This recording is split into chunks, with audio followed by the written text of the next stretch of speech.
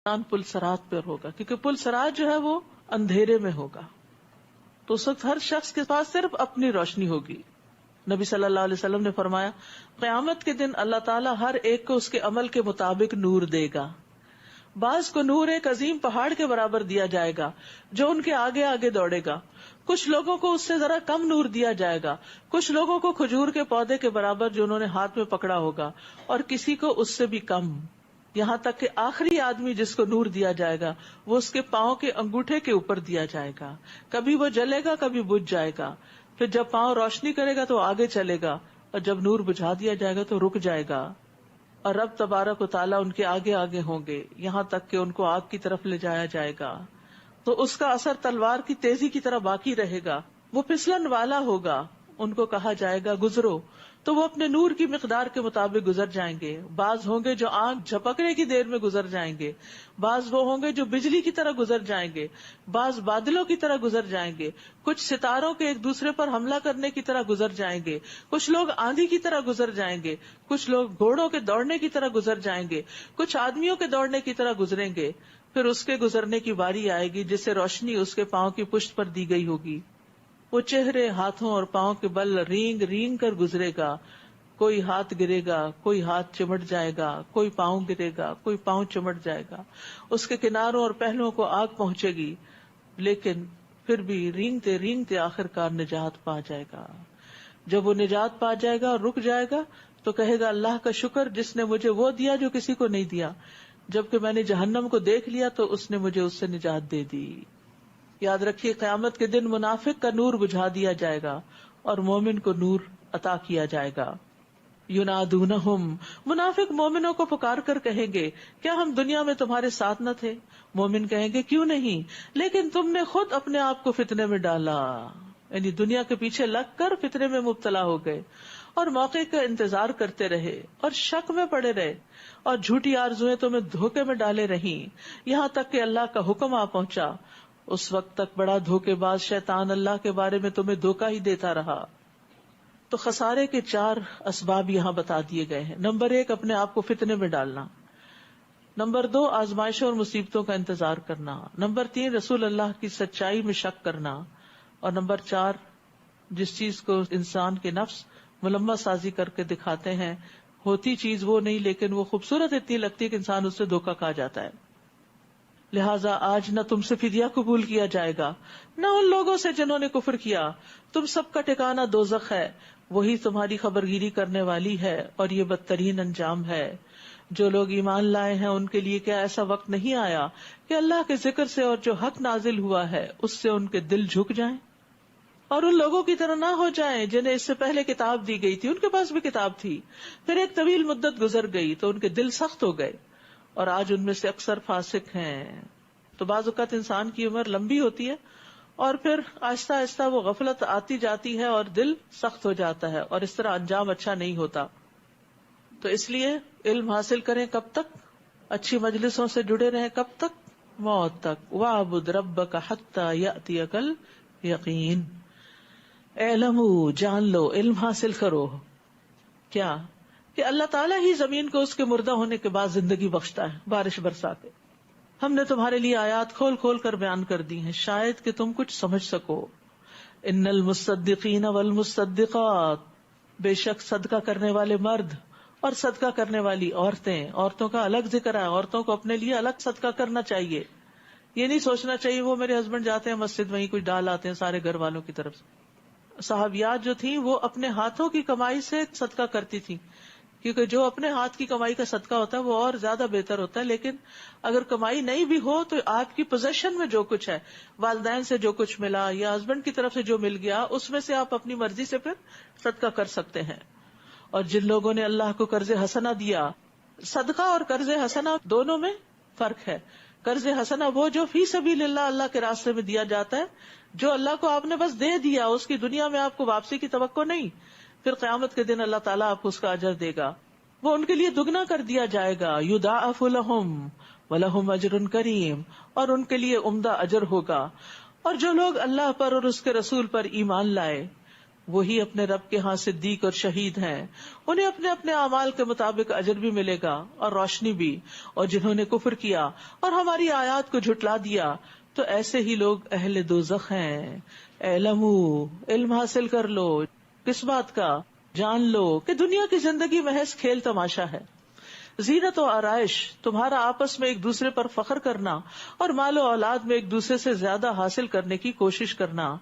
جیسے بارش ہوئی تو اس کی نباتات نے کاشتکاروں کو خوش کر دیا، پھر جوبن پر آتی ہے تو پھر اسے زرد پڑی ہوئی دیکھتا ہے، پھر آخرکار وہ بھوس بن جاتی ہے، جبکہ آخرت میں ایسی غفلت کی زندگی کا بدلہ سخت عذاب ہے، اور ایمان لانے والوں کے لیے اللہ کی بخشش اور اس کی رضا ہے، اور دنیا کی زندگی تو محض دھوکے کا سامان ہے۔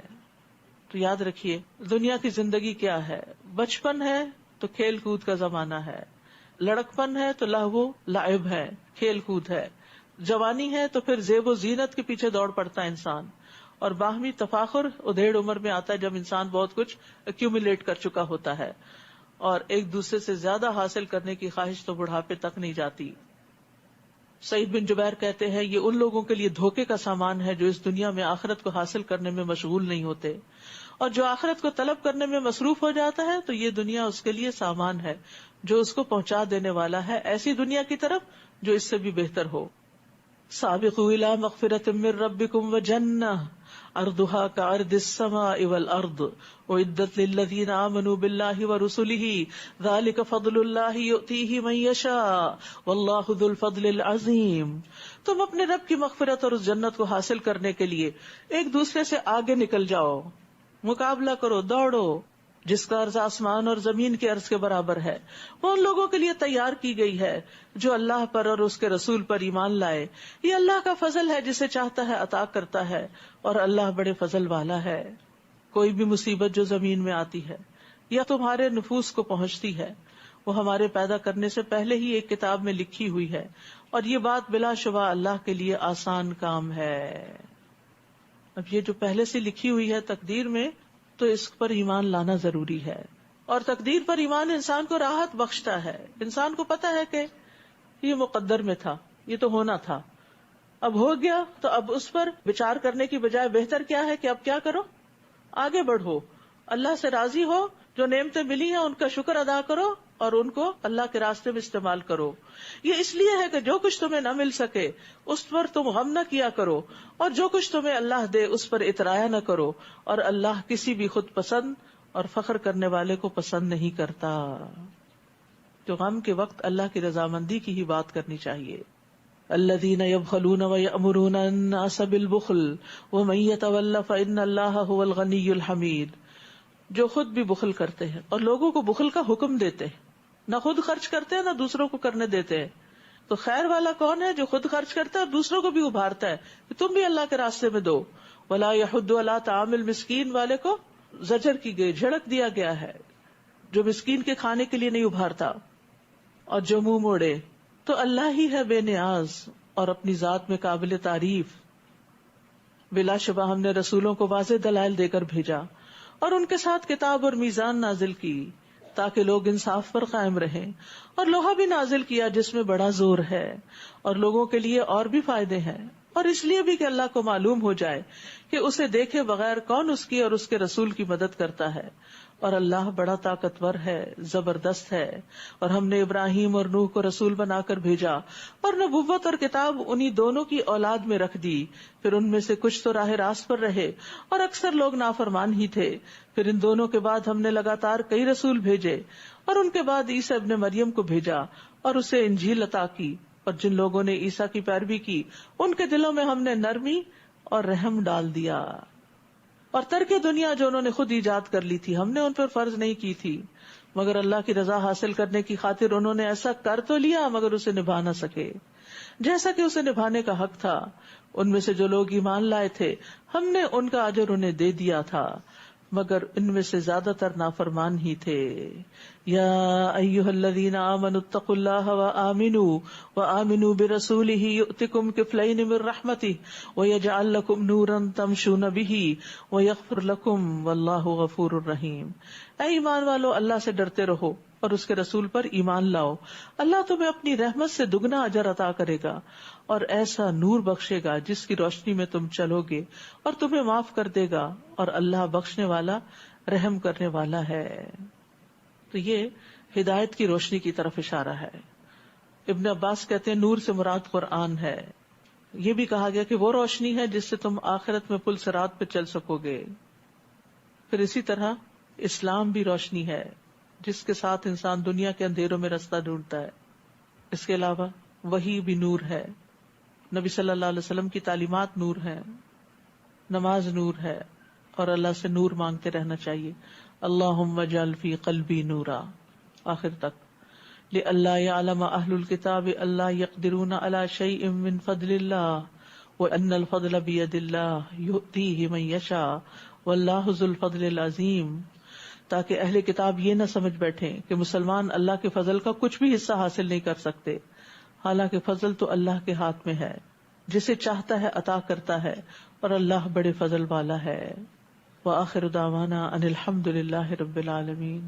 سبحانک اللہم وبحمدک، اشہد ان لا الہ الا انت، استغفرک واتوب الیک۔ السلام علیکم ورحمۃ اللہ وبرکاتہ۔